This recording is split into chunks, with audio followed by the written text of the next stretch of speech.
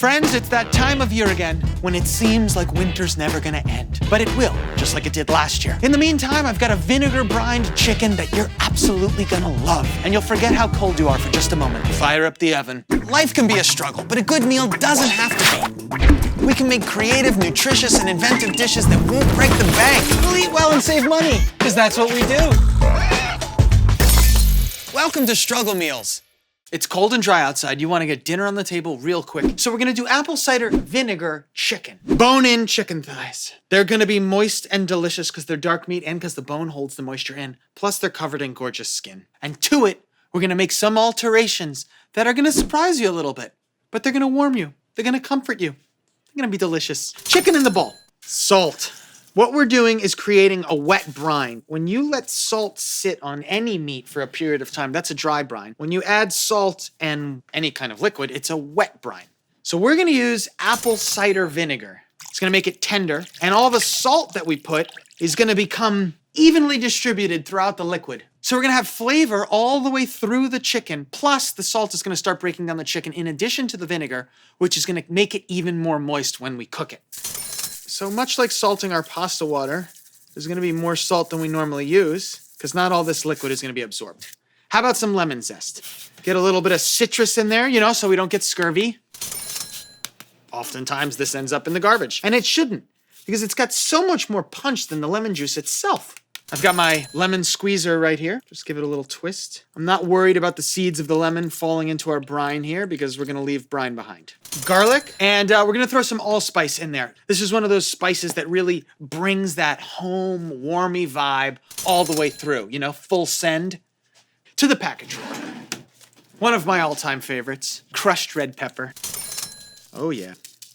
Spice to your desired spiciness. Let's cover this. We need time for the salt to get from outside the chicken throughout the entire chicken. And it's gonna take about 2 hours. All right, I'm gonna let this sit in here, absorb all that flavor. While that osmotic reaction is happening and the chicken is breaking down so that when we bake it, it becomes so tender, it's like insane, we're gonna make the rest of our dish.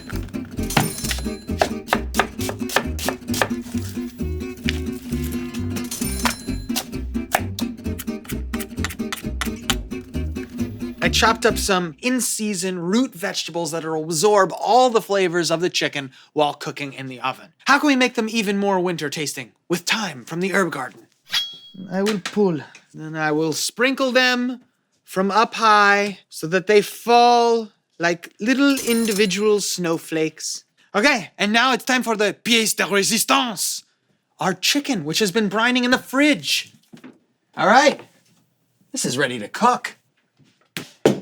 So our chicken has been wet brining in a solution of apple cider vinegar with some herbs and spices, just to make sure we get an extra crispy skin. Moisture is the enemy of crispiness, and the skin will get crispy. Oil of olive all over it. You don't need a whole lot because we've got chicken skin on the chicken. They're gonna render out schmaltz, Yiddish for chicken fat. Think about the best roasted chickens you've had in your life. They're salted to perfection. Pep, pep, pep. That's it. Now this goes in the oven. Let the homey and toasty aromas commence. How would I describe it? It's sort of like a sharp sweetness. That's the aroma, and I love it. Let's plate this up. So right away, one of my favorite aromas is that of caramelized onions. First of all, the color, gorgeous. Caramelized root vegetables, a crispy and brown skin. Our root vegetables and apple cider vinegar brined chicken cost $2.87. Let's dig into it. I'm gonna get all the things in one bite. Here we go.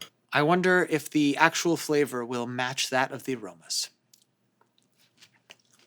This is like sweetness with a little bit of zing, that acid, and that's what the vinegar does. It's totally crazy, and that's where this recipe wins, because we got the sweetness, but it's cut by that acidity. It's so good.